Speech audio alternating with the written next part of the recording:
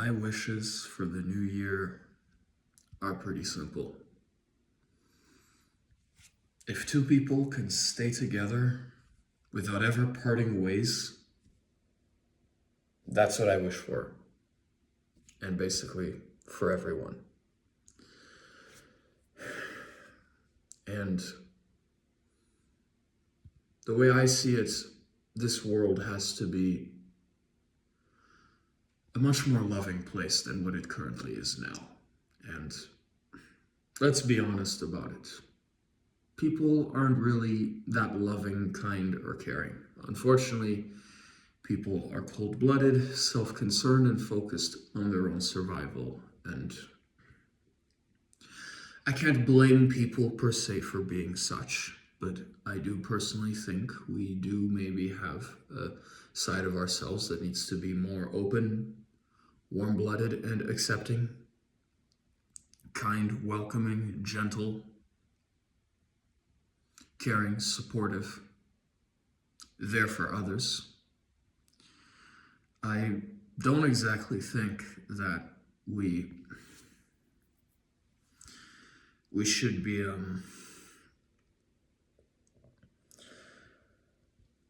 I don't think that we should be in any ways disrespectful towards anyone, because it won't help us, it won't help the greater good, it won't help the greater collective, it won't help people out there, and it will certainly not help us by being disrespectful towards anyone. So just spread kindness, goodwill, happiness, as much joy as you can. No,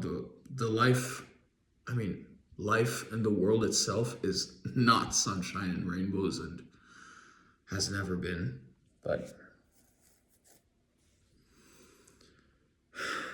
it's safe to say that we are in a dark age, and not just now, but maybe over the last 5 years. Everyone has their reasons. Some could be global reasons, some could be personal reasons, some could be legal and financial reasons. And I'm not here necessarily to talk about my own reasons, but I am just saying in general, if we want humanity out there to still be kind and happy and striving, and not just that, but ourselves and them, we should stop thinking along the lines of us and them. We should start thinking along the lines of ourselves and everyone, or just everyone in general, including ourselves. And it doesn't have to be me or that or that. It can be just that altogether. Yeah. Just spread goodwill, good cheer for the new year, and yeah. I am not just talking about the new year, but I'm talking about life in general, and after the new year. Into next year, and the year after, and the year after, and the year after. And even the decades that come after. You could even say until the day I part. That I wish that we all live much better lives than what we are currently living. Nobody deserves to be shamed in any capacity, whether it is mental, physical, emotional, sentimental, professionally, personally, illegally, financially, or in any thematic aspect of life. We all have to recognize that we should say No to bullying is an understatement. The truth is, we have to say no to human violence slash disrespect slash molestation slash abuse from all four corners of the earth.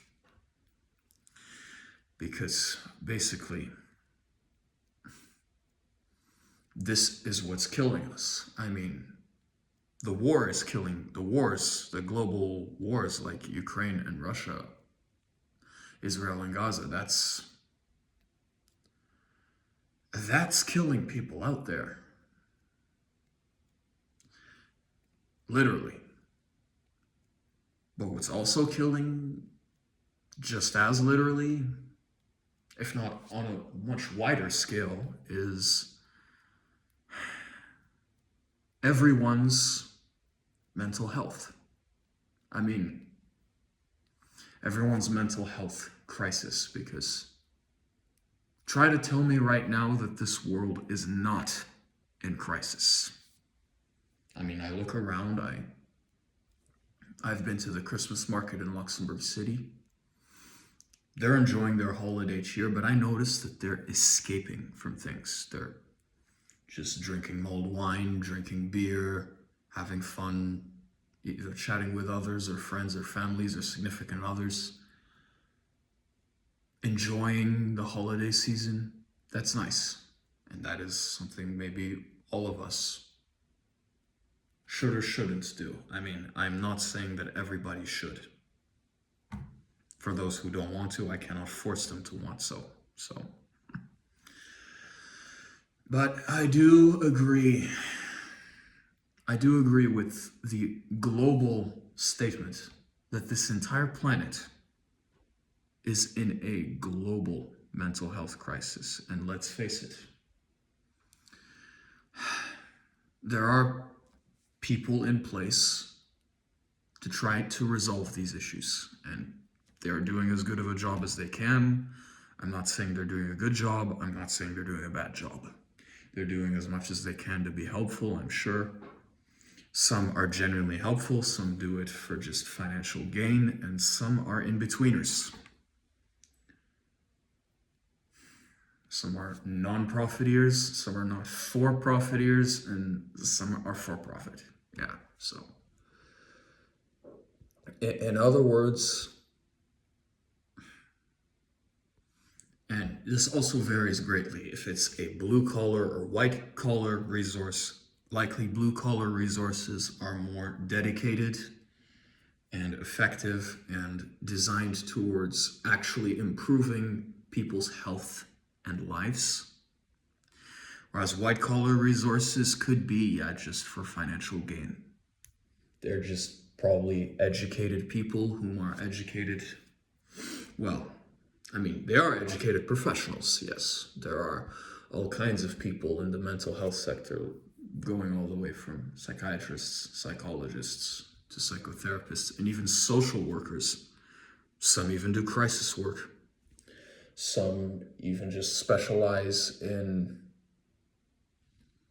greater circumstances or social issues contributing to people's mental health. Some are just casual observers. Some are bystanders, and some literally don't care. I mean, yeah, there's all sorts of different stances regarding this matter, and I'll probably also be starting some initiatives of my own, but nothing is crystal clear at this point.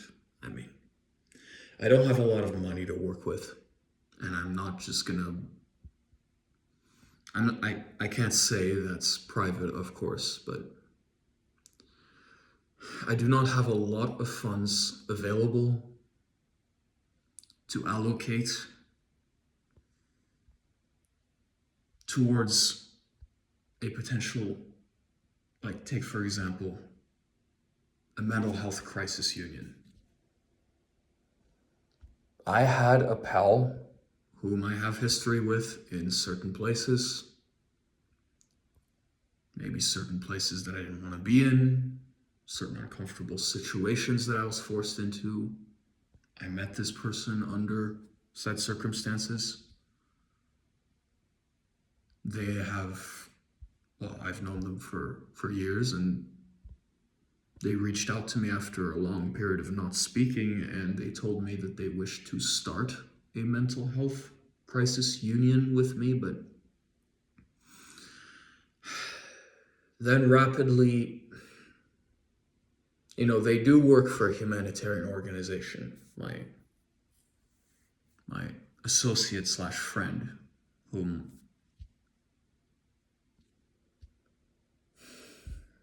I can't really name right now.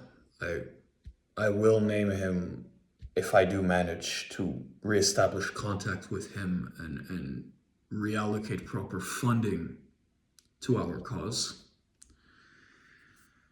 Because if I drop his name, I want to be able to ensure that he can be counted upon. Because he is also a person who has been in rehab for his own mental health problems. I may have opened up about having been myself in rehab for a few years due to long-term trauma. When I started rapping, it was obviously not due to that. It was due to other things. Well, it was always a little bit of a safe haven for me, creating my rap songs, but I'm not going to make this video about my rap songs. I make videos about that all across different networks all the time. I have a few here on YouTube. Oh, and I release a lot of songs. And regarding my music, I will tell you all another time, because right now I'm focusing on a much greater matter at hand. But yeah,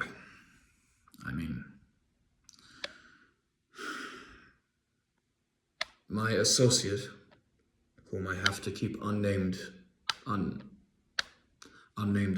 until this point, is unfortunately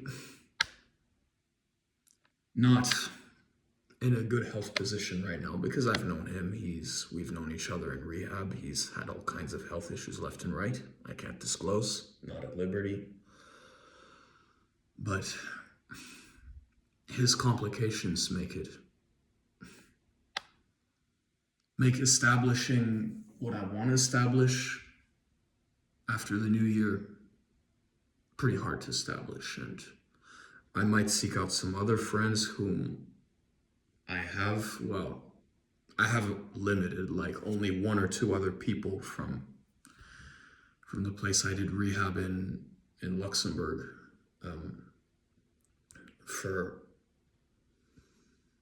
I could reach out to them and ask them if they're interested, but they have their own projects, their own commitments. They might not necessarily be down for creating a mental health crisis union, but I would be down for it. I could go into business for myself even. I don't even have to be employed, really. I could be self-employed with these other people. Or I could get a degree, because the only issues, education standards these days are a lot, and I did try to get an education shortly after being released from rehab, and that didn't go well. Lasted only for 3 months, and I had to drop the program. Those were IT studies. It had nothing to do with arts and humanities, arts and social work, which is probably what I'm going to look to get into as hopefully a full-time job. If not, then part-time, and for the other part of the time, well, I have someone because I did recently have a fallout with my label, that's for my music stuff. I did have a fallout with my label, and I'm not going to discuss it in detail because I don't want word of it to spread too far. But I am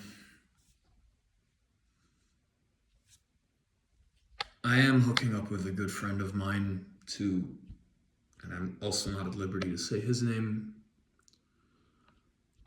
I'm hooking up with him to eventually be my producer down the line. More than that, I can't say.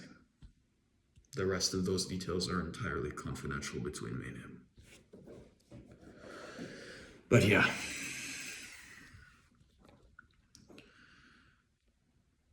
But in general, everyone has their walk of life. We all travel through the four corners of the earth, and we all have our issues left and right. Some of us are social animals. Some of us are more individuals slash loners slash self-concerned people slash solitaries. Some of us are more grounded, down to earth, realistic, maybe hard-necked, pragmatic. Some of us are more impulsive, maybe brutal, honest, direct, not withholding,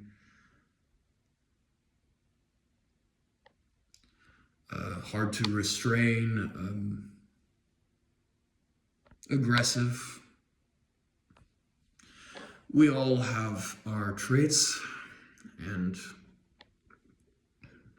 regardless whether you're from any of the four corners of the earth, or they want to use an astrological definition like air, water, earth, fire, or whether you want to just say the four corners of the earth, it's up to you. But in short, if you have any inkling of good thought, of sense of what's going on in the world around you, I can tell you this. We somehow need to work to change the world, because the way that life has presently been going for the last 5 years, if we have to endure another 5 years of those, I see many, not just healthy and able people, but the unhealthy and the unable will suffer a lot more, unfortunately. And so will the able and the healthy if we don't do anything about this global mental health crisis. And I'm not just talking from the 3 years of trauma rehab, intense, brutal trauma rehab that I had to go through, but I am talking about people's global needs. I'm talking about just simply crisis workers being there for anybody who needs them. And yes, you do have to be in a crisis situation to be seen by a crisis worker. They wouldn't be called crisis workers otherwise. There are psychiatrists, psychologists, psychotherapists, social workers who can handle non-crisis people. It's only crisis people who would get seen by crisis workers. And I don't know, maybe I could see myself being a crisis worker down the line. Self-employed. I don't even have to do it for profit. I could do it for non-profit, or even not for profit, like in the middle.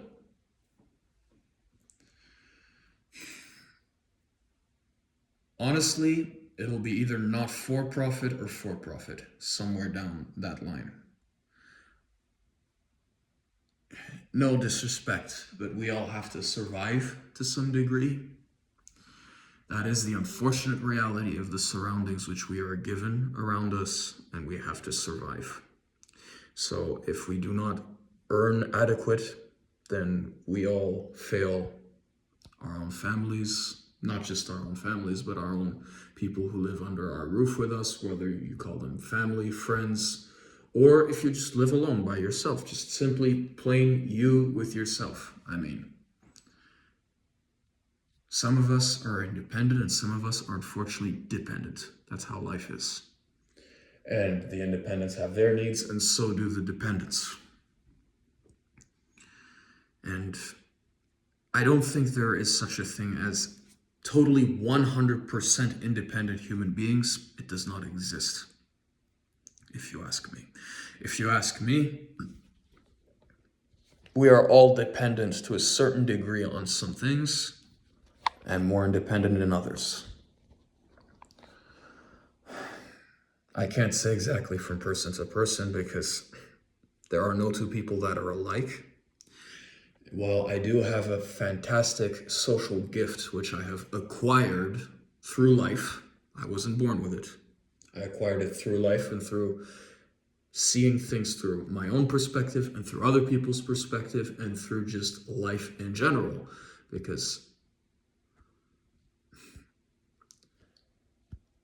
I was traumatized like up to here for those 3 years that I was in rehab. And I can tell you the takeaways, the positive takeaways, because I won't be delving in the negative, because if I do so, it won't be good for you and it won't be good for me. So the best positive takeaway from the 3 years of trauma that I've endured is that there are always many sides to life. You cannot ever determine one thing from just one fact. You have to have one, if not more, facts from all four corners of the earth. You need to have rational facts. You need to have personal facts. You need to have life-based facts, and you need to have some reasons for action. Because if you don't have those, then life as we know it, or as quite simply you and I know it,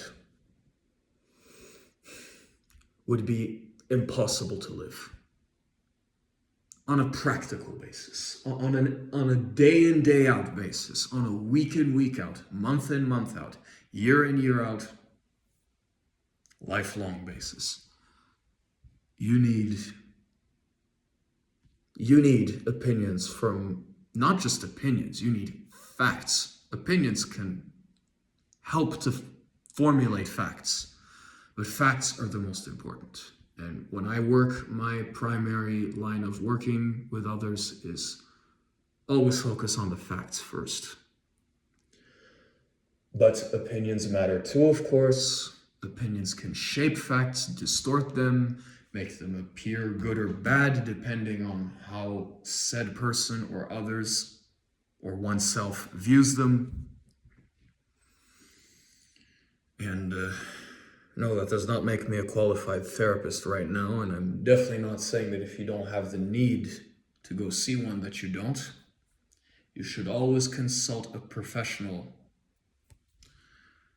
over a current amateur like myself, but I'm heading down the professional line of work, and who knows, maybe I will have a very promising career down that line or not, who knows. I'm still very young. I'm still 24 and a half. I'll be 25 in 6 months from now, next June. And then I will, year by year, just get closer to landing a career somewhere in arts and humanities, arts and social work, or arts in the social sector, if you want to refer to it as such. Regardless, I know where I'm heading out in life and the kinds of things that I need to do. And the best thing we can all do for one another, support each other, hold our hands, literally or figuratively, up to you to interpret that. But just to stop being rude to people and to start being nice to people. That is already the first step you can do at any point in life, left and right. Because not just as an artist I'm speaking, but I'm speaking also as a human being, a person, a social being, most overly since the last 5 years. I can definitely say that as a person, even as an individual, if you view it as such, but most overly as just as just a human being, I can say, we must never hurt others. That goes as my golden rule number 1. And my golden rule number 2 is we must always love, care, respect, respect, just basic respect. You don't have to go all the way deep, but just the basic human acknowledgement and respect. That's my golden rule number 2. Golden rule number 3 is what I described earlier. There are always 4 corners to the earth. There are always 4 different aspects to life. There could even be more than 4. There could be many different reasons. There could be as many reasons as there are particles on this universe, or atoms, or molecules. There are always multiple sides to a story, and every story has its ups, downs, complexities, and simplicities. Golden rule number 4.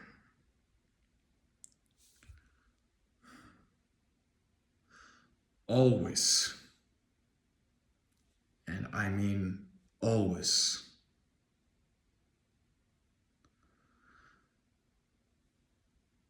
be true to one another, but be sensitive of other people's feelings. We should never create protective barriers of lies to disinform other people and to keep people out of the blue. But we cannot tell people the truth in ways which are harmful or provocative or humiliating or hateful or any way or means which can produce harm. We have to be aware of people's sensitivities, but not to the point of giving in to not telling them the truth. We have to tell people the truth always, but in a way which is condescending, approaching, welcoming, and which will benefit the person receiving it and the person giving it. So that's golden rule number 4. Now golden rule number 5. Golden rule number 5. And this rounds it out for my top 5 golden rules. But golden rule number 5 is you can never frame people or groups of people. Societies and individuals have 2 things in common. We're all human beings. Some of us associate in groups, some of us associate as individuals. And there are differences left and right, and we know that. Everyone has been on their own at some point in life, and everyone has been in a group with others at some point. But what we must never do is drag people into our groups or shove willing members away from them. We cannot kick out our own members unless they've done something terribly wrong to us or to the group. And we cannot ever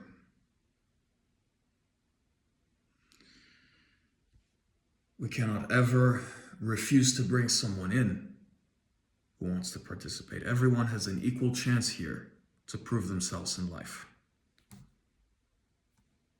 For me, the traditional second chance model doesn't even work.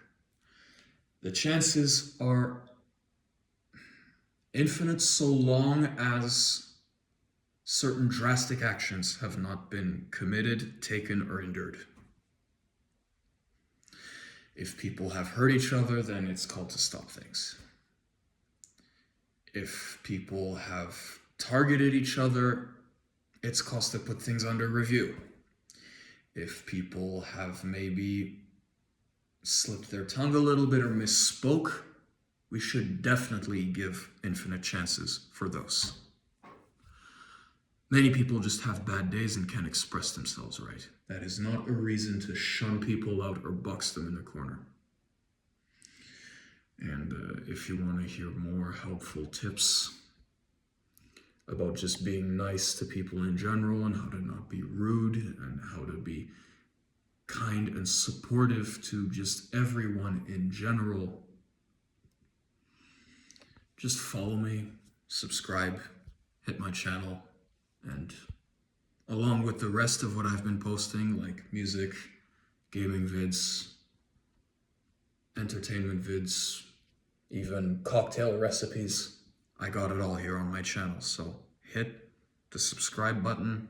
You do not have to hit the like button.